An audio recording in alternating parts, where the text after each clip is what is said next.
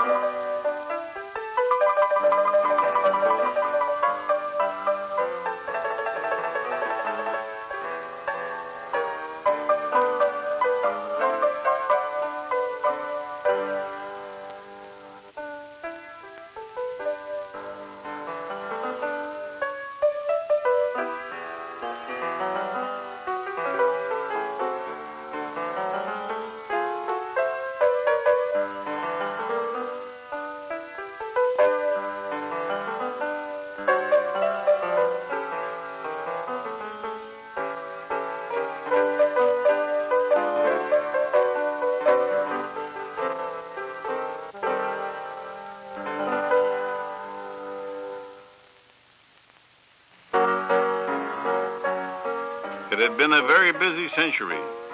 First, the city had been shaken down, and then it burned down. And while the St. Francis was still a burned-out shell, plans for the exposition were being made in the Little St. Francis, a temporary hotel on Union Square. The site selected was this mud hole out at Harbor View, near what was called Cow Hollow. By 1912, San Francisco was nearly rebuilt. You could ride up Market Street for 5 cents, either in a jitney or a streetcar, or get a 9-course dinner for $1. Out at Harbor View that year, President Taft turned the first spade of earth to the cheers of thousands who gathered for the groundbreaking ceremonies.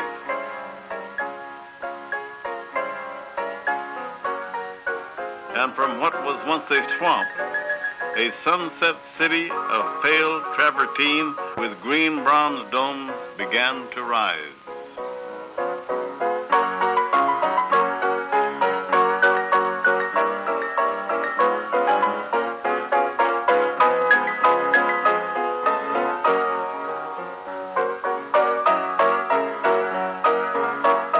It stretched from Chestnut Street to the water, from Venice Avenue to Fort Point in the Presidio, a marvelous array of cloistered palaces filled with the treasures of the world.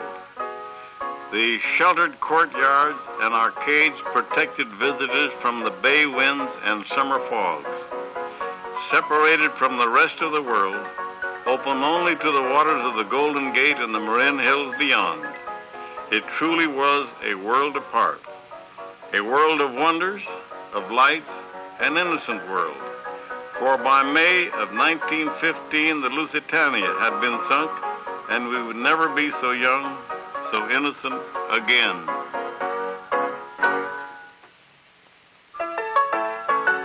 Opening day, February 20th, 1915, 200,000 people stood inside the Scott Street Gate in the South Garden. They waited for President Wilson to press a golden telegraph key. It sent a wireless message 3,000 miles to an antenna on the Tower of Jewels. This signal started the wheels of the giant diesel engine in the Palace of Machinery rotating, and the fountain of energy gushed forth, and a magical summer started for the people of San Francisco.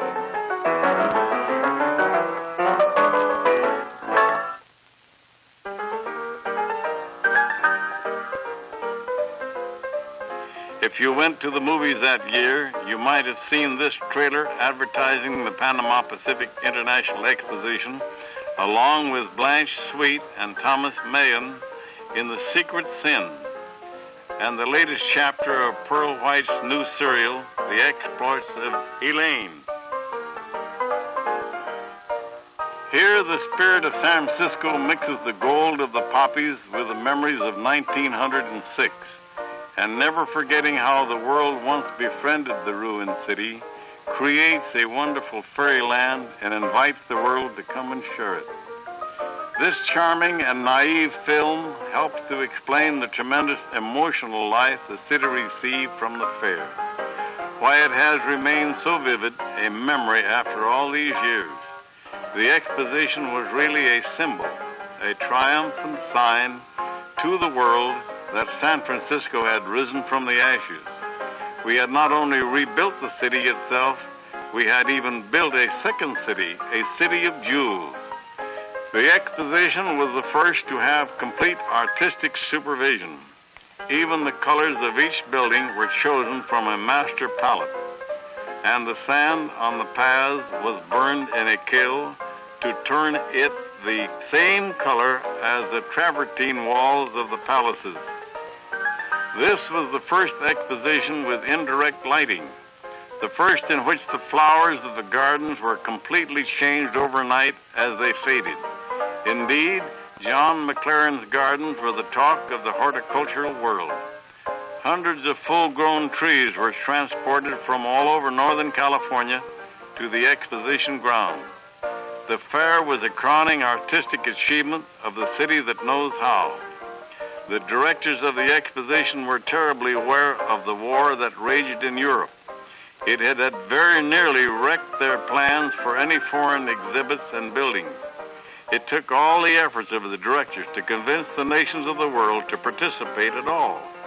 But by the opening day, 30 elegant pavilions lined the avenues of nations. Despite this, the shadow of the war hung over the fairgrounds. As if in a premonition, the lights seemed brighter, the music more gay. The world was shrinking.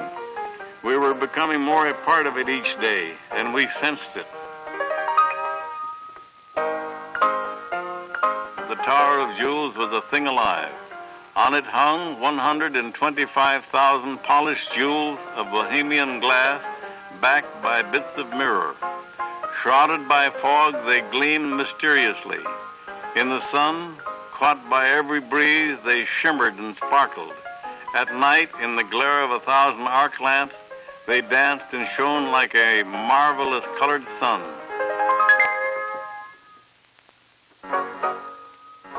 The exposition was huge. Like all world fairs, people walked until their feet hurt. Then they rode. In the overfair trains, traps, horse carts, wickerwork carryalls, and the famous Fagel trains.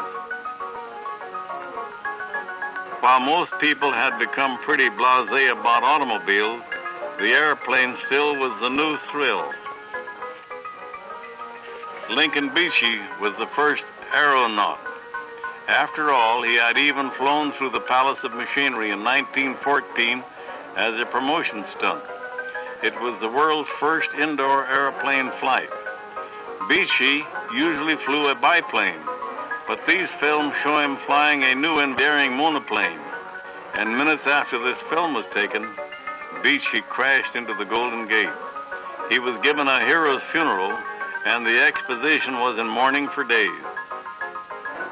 Art Smith was the next hero in the air.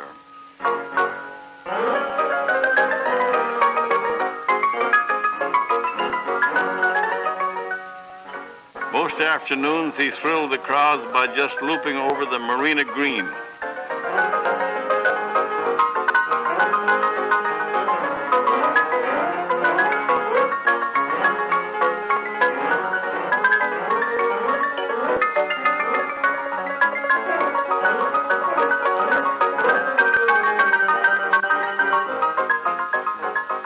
But at night, with the moon over the Golden Gate as a background, he attached flares to the fragile linen-covered wings of his plane. He was absolutely incredible. Daredevil, you bet your life.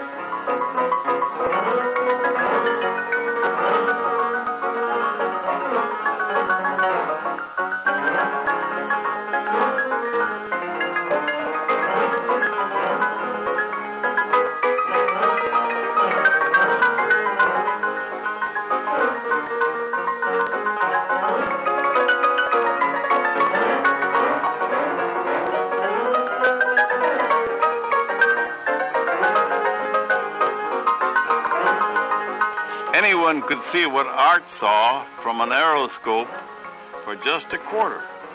There it is, whirling around 230 feet in the air, designed by Joseph Strauss, who would later design the Golden Gate Bridge. It was the top thrill of the zone.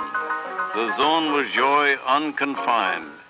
This is Toyland grown up, a 14-acre playground for the children. To many people, this is their only memory of the fair. At the opposite end of the fairground stood everybody's favorite building, Bernard Maybeck's wonderful Palace of Fine Arts. It stood reflected in its lagoon as if it were a dream solidified. Even before the exposition was over, the people of San Francisco were demanding that the Palace of Fine Arts be preserved. This colorful pageant was staged to help publicize their effort. There is a bold, imaginative quality about this pageant. Here is a lost art, lost along with our innocence, for who would take all this as seriously today as it was taken in the fall of 1915?